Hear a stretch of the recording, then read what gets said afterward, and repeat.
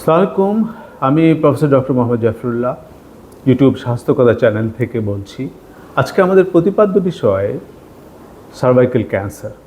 Cervical cancer papilloma virus দিয়ে হয় এবং এই সার্ভাইকাল ক্যান্সার কিন্তু সম্পূর্ণ প্রতিরোধযোগ্য। যারা সার্ভাইকাল ক্যান্সারের টিকা নিয়ে থাকেন তাদের কিন্তু সার্ভাইকাল ক্যান্সার হয় না। সুতরাং একটি প্রতিরোধযোগ্য ক্যান্সার, এটাকে অবশ্যই আমাদের প্রতিরোধ করতে হবে।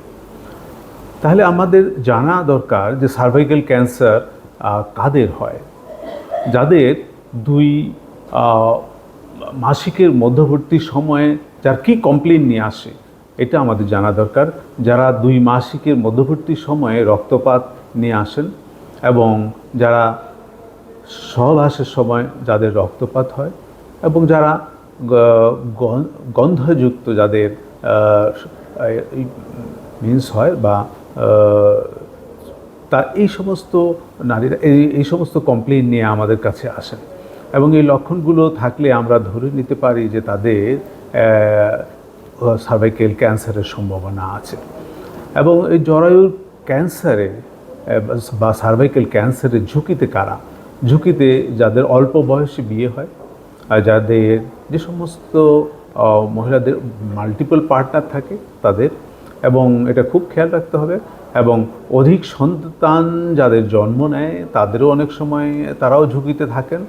এবং যারা দীর্ঘদিন যাবৎ জন্ম নিয়ন্ত্রণ পিল বা বড়ি খেয়ে থাকেন তাদেরও, এবং যারা পার্সোনাল হাইজিন অর্থাৎ আপনার জেনিটাল হাইজিন যারা মেনটেন করেন না তাদেরও এটা হওয়ার সম্ভাবনা খুব বেশি।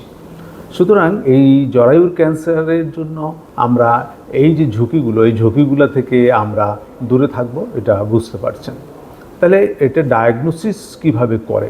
সাধারণত একজন গাইনোকোলজিস্টের কাছে এই ধরনের যে কমপ্লেনগুলো বললাম, যে মাসিকের মধ্যবর্তী সময়ে অনিয়মিত মাসিক হওয়া এবং খুব বেশি রক্তপাত হওয়া মাসিকে, এই ধরনের কমপ্লেন যখন নিয়ে আসেন তখন তারা জরায়ুর মুখটি পরীক্ষা করেন এবং জরায়ুর মুখ পরীক্ষা করার জন্য তারা একটা বিশেষ টেস্ট প্যাপসিমিয়ার ইউজ করেন। প্যাপসিমিয়ার নিয়ে সেল দেখার জন্য ল্যাবরেটরিতে পাঠিয়ে দেন। তারা সেল দেখে বুঝতে পারে এখানে কোনো ক্যান্সার সেল আছে কিনা।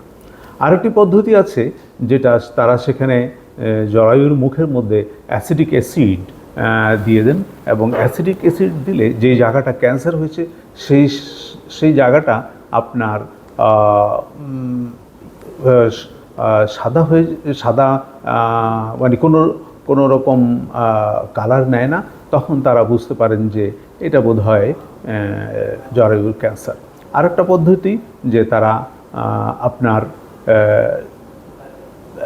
এটাকে আয়োডিন দিয়ে, আপনার লুগলস আয়োডিন দিয়ে এটাকে এই স্টেইন করেন ওই জরায়ুর ক্যান্সার মুখের ইয়েতে, কিন্তু সেটা ওই আয়োডিনের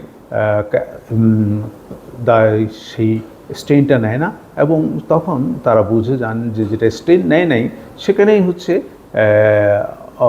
সুতরাং এটা ক্যান্সার সেল হতে পারে। সুতরাং অ্যাসিডিক অ্যাসিড দিয়ে আমরা গাইনোকোলজিস্টরা একটা টেস্ট করেন, সেটা তো বললাম। আরেকটা হচ্ছে আপনার লুগলস আয়োডিন দিয়ে আরেকটা টেস্ট করেন, কল্পোস্কোপ প্রবেশ করিয়ে সেখানে এইভাবে করেন। তো এইভাবে আমাদের গাইনোকোলজিস্টরা এই জিনিসটা পরীক্ষা করে ওনারা বুঝতে পারেন যে এটা সার্ভাইকাল ক্যান্সার কিনা। সুতরাং আমরা আরেকটা করতে পারি যে এখান থেকে একটা স্যাম্পল নিয়ে, এই প্যাপসিমিয়ারের মতো একটা স্যাম্পল নিয়ে আমরা মলিকুলার টেস্টের জন্য পাঠিয়ে দিলে তারা বলে দিতে পারেন যে এটা প্যাপিলোমা ভাইরাস, কোন ধরনের প্যাপিলোমা ভাইরাস। যে ধরনের প্যাপিলোমা ভাইরাস ক্যান্সার করে তারা সেটাই তখন বলে দেন। সুতরাং এতগুলোভাবে আমরা ডায়াগনোসিস করে ফেলতে পারি এবং সবচেয়ে কনফার্মেটরি আসলে এই আমরা যদি সেটা পিসিআর করতে, মলিকুলার টেস্ট করতে পাঠিয়ে দিই তাহলে আমরা খুব ভালোভাবে সাথে মানে একদিনের মধ্যে বা দুদিনের মধ্যে আমরা রেজাল্ট পেয়ে যেতে পারি এবং এটা খুবই কনফার্মেটরি টেস্ট। সুতরাং এই টেস্টগুলোর মাধ্যমে আমরা বুঝে নেব যে সেখানে ক্যান্সার আছে কিনা। সুতরাং আমাদের দেশে ব্রেস্ট ক্যান্সার এবং এই জরায়ুর মুখের ক্যান্সার, এই দুটা ক্যান্সারই মেয়েদের খুব বেশি হয় এবং তার মধ্যে জরায়ুর ক্যান্সারটা খুবই প্রতিরোধযোগ্য, এবং এটা যদি ভ্যাকসিন নিয়ে নেওয়া হয় তাহলে এটা প্রতিরোধযোগ্য।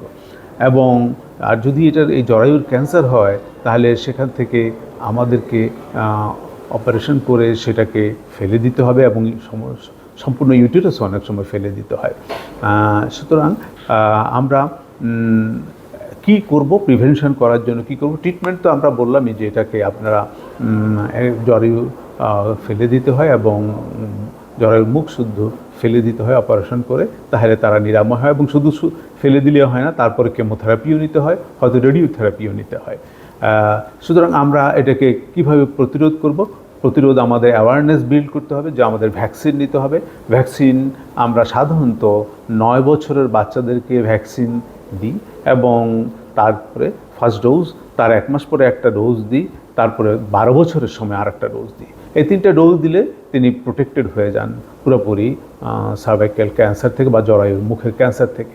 সুতরাং জরায়ুর মুখের ক্যান্সার সম্বন্ধে আমাদের জনগণের মধ্যে যারা দেশে আছেন, যারা বিদেশে আছেন, সবাই অ্যাওয়ারনেস বিল্ড আপ করবেন, এবং তাদের মেয়েদেরকে সবাইকে, বাড়ির ঘরের মেয়েদেরকে সবাইকেই এই জরায়ুর ক্যান্সারের টিকা দিয়ে দিবেন। এবং দেশে নারীদের ক্যান্সারের মধ্যে আমরা বলেছি যে এই ক্যান্সারটাকে আমরা সহজেই কমাতে পারি। সুতরাং এটা প্রতিরোধ আমরা করব, এবং আমরা একটা সুস্থ ও ক্যান্সার মুক্ত জাতি গড়ে তুলব, সেই আশাবাদ ব্যক্ত করছি, যাতে ওনারা কোনোভাবেই এই ক্যান্সারে আক্রান্ত না হন। সেটা আমরা এই ভ্যাকসিনের মাধ্যমে প্রতিরোধ করে সবাইকে সুস্থ রাখব, এই আশাবাদ ব্যক্ত করে এখানে শেষ করছি। আপনারা আমার চ্যানেলকে সাবস্ক্রাইব করুন, দেখুন, এবং লাইক দিন। সকলকে ধন্যবাদ। আসসালামু আলাইকুম।